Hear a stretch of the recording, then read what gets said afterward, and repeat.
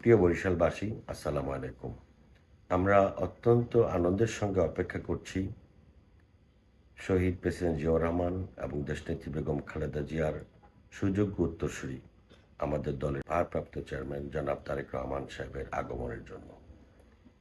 তিনি আসবেন, তাকে বরণ করে নেওয়ার জন্য প্রতিটি নেতাকর্মী ঢাকায় আসবেন এবং ফিরে যাবেন। এটা খুবই স্বাভাবিক বিষয়, এটি একটা আবেগের জায়গা।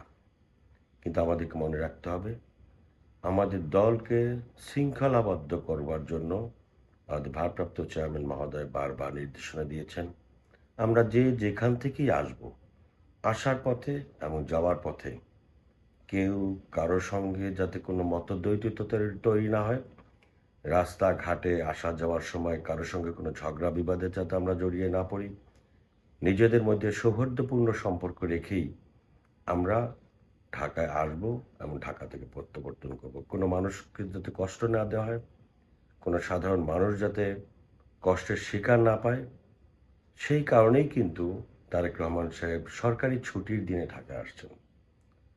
সেই কারণে আপনাদেরকেও মনে রাখতে হবে, মানুষ যাতে কষ্ট না পায়। আবার আমাদের এই আবেগের জায়গা থেকে আমরা সংবর্ধনা অনুষ্ঠানকে সফল করব, সেই বিষয়টা মাথায় রেখেই আপনারা সকলে একসাথে একযোগে সকল নেতাকর্মী কাঁধে কাঁধ মিলিয়ে শান্তিপূর্ণভাবে ঢাকায় আসবেন এবং সম্বর্ধনা শেষে শান্তিপূর্ণভাবে আবার নিজ নিজ এলাকায় ফিরে গিয়ে ধানের শীষের পক্ষে সকলে ঐক্যবদ্ধভাবে কাজ করবেন, এই প্রত্যাশা রাখছি। আল্লাহ আমাদের সকলকে সহায় করুন। খোদা হাফেজ। বাংলাদেশ জিন্দাবাদ। শহীদ রাষ্ট্রপতি জিয়াউর রহমান অমর হোক। দেশনেত্রী বেগম খালেদা জিয়া জিন্দাবাদ।